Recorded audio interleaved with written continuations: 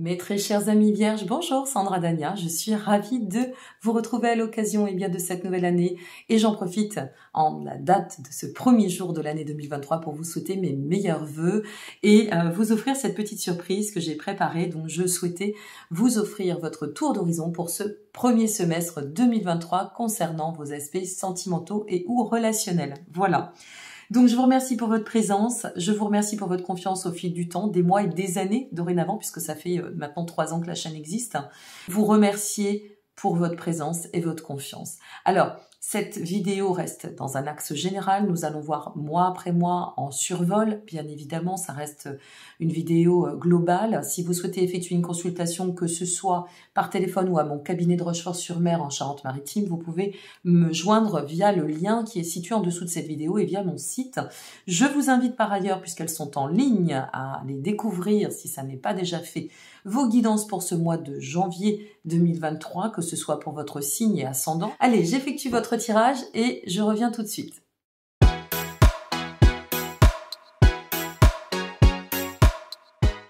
C'est à nous mes amis vierges. Alors je vais mettre une carte en complément sur chaque mois du Petit Lenormand. Alors qu'est-ce qui vous attend pour ce mois de janvier? Bien sûr, ça peut être en corrélation ou complètement dissocié. À vous de voir selon ce que vous allez traverser, selon ce que vous allez vivre et selon votre configuration d'aujourd'hui qui va, probablement, et je vous le souhaite, évoluer demain, cela va de soi. Allez, au mois de janvier. Nous sommes sur le cavalier de denier, mes amis. Alors, sur ce mois de janvier, ce que l'on ressent, c'est que avec notre cavalier de denier, on parfait une certaine stabilité, y compris intérieure, puisque ça va bien, si vous voulez, dans le sens du sentimental, mais aussi du personnel, au niveau affectif. Alors, stabilité, résistance, bien-être. Un mois, si vous êtes dans un élan d'ouverture à une nouvelle relation, d'une envie de vous ouvrir aux nouvelles relations en soi, ou alors dans un état de couple, on a cette notion de complétude. On se sent bien, on se ressent en pleine satisfaction, il y a pas mal de maturité, pas mal d'ancrage, pas mal d'alignement sur ce mois de janvier. Donc ça me semble être un mois assez coulant, assez sympathique et assez aéré. Ok ? Alors, en carte complémentaire, nous avons la croix. Cette carte de la croix, ça vient veut dire que vous êtes... C'est comme si on avait dépassé certaines souffrances, on arrive à se stabiliser. C'est vraiment cela qui ressort sur ce mois de janvier. C'est-à-dire on a une belle stabilité, y compris en ancrage intérieur. C'est pas que la stabilité extérieure ou matérielle. On parle bien ici des émotions, des sentiments. Et pour moi, c'est pour celles et ceux qui seraient plutôt sur un plan d'ouverture, on pourrait dire que cette nouvelle relation peut être d'excellents présages dans le sens où ça pourrait être une relation de guérison, une relation de destinée. Voilà ce que je pourrais en dire. Bon, à voir selon ce que vous allez vivre. Pour ce mois de février, nous avons le pendu. Alors au mois de février, avec le pendu, soit un besoin de vous mettre un petit peu en écart et de réfléchir par rapport à une situation, faire preuve de discernement face à aussi des décisions que l'on devrait prendre, qu'on serait amené à prendre, c'est, je dirais, un mois de pause, d'accord? Un mois où soit on va laisser couler les choses et ça va bien se passer, rester un petit peu passif parce qu'on aura juste besoin de se laisser porter, mais n'oublions pas que le pendu, c'est aussi la figure qui vient préparer le changement, d'accord? Alors, ça peut être aussi, un besoin de replanifier selon ce que l'on va vivre depuis l'année 2022 et en suivant sur l'année 2023. Donc ici, avec notre pendu, on pourrait aussi faire référence à cette notion au-delà de réfléchir, de ce besoin, cette notion de planifier, de commencer à faire naître quelque chose, d'accord? Alors, ça peut être une rencontre ici, et puis on commence à la faire naître là, et on se laisse porter pour voir ce que ça peut nous donner.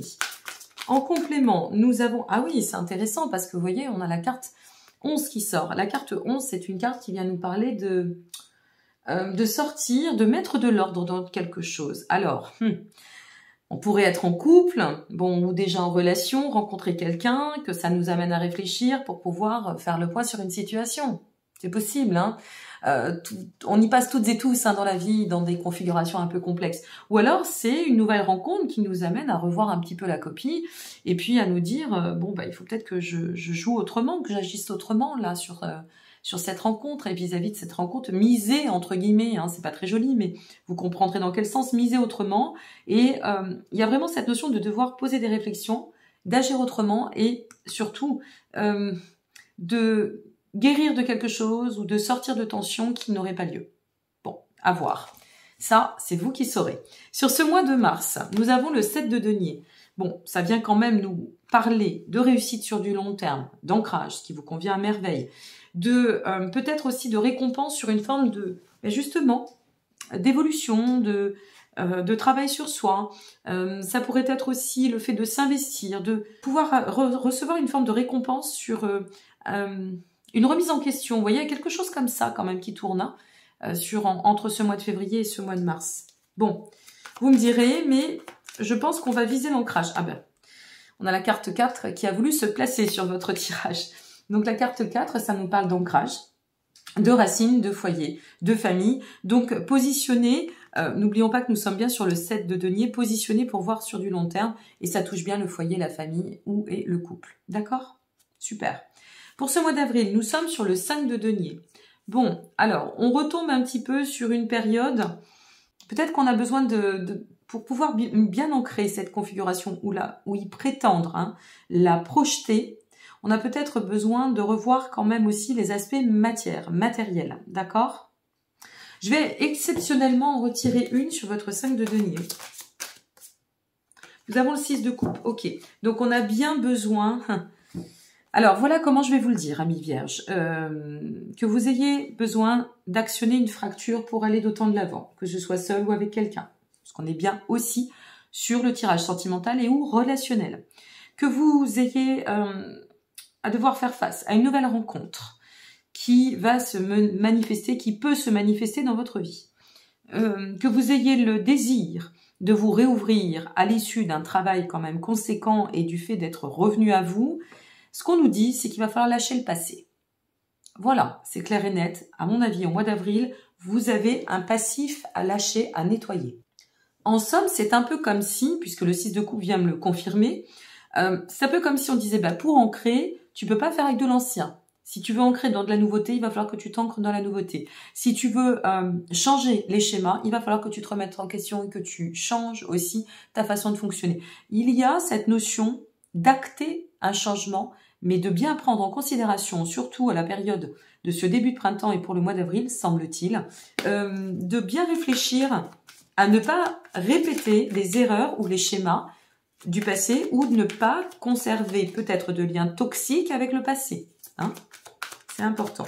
Alors en carte complémentaire, qu'est-ce que nous avons? J'en ai vu qui tombent, ça ne va pas, 3 même. Alors en carte complémentaire, s'il vous plaît... Oui, il y a une mise en lumière qui doit se faire sur ce mois d'avril.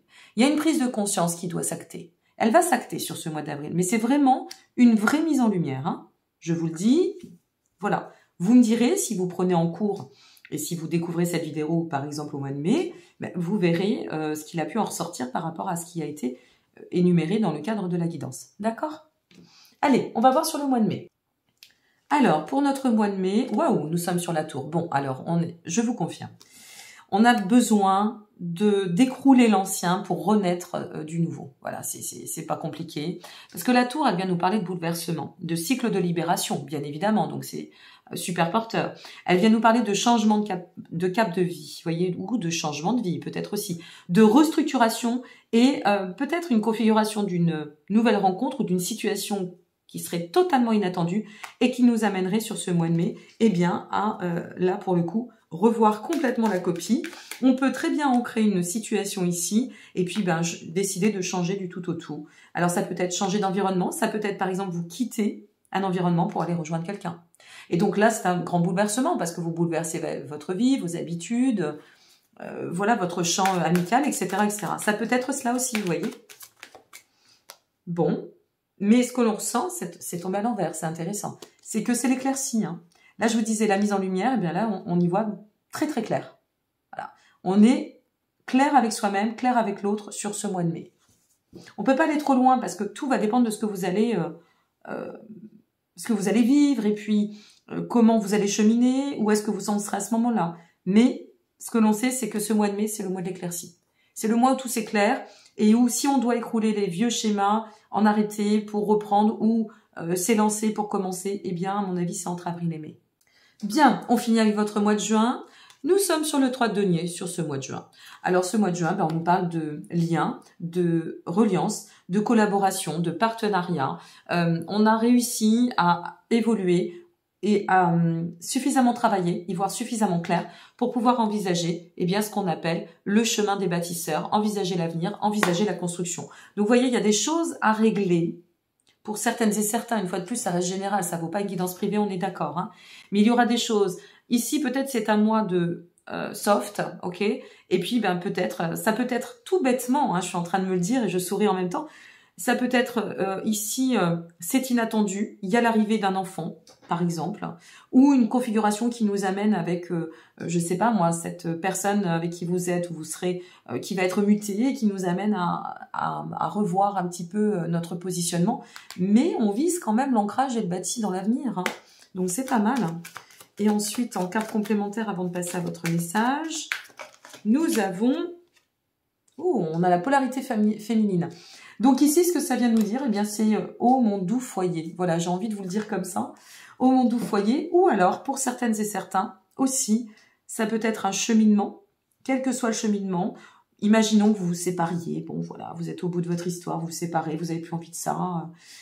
Donc, vous retrouvez un foyer, vous faites le point, le bilan. Allez, on désacralise tout ça. Et puis, on repart sur un chemin des bâtisseurs. Il pourrait y avoir une rencontre ici aussi. Et oui, mes chers amis vierges, tout est possible dans la vie, nous le savons que trop bien.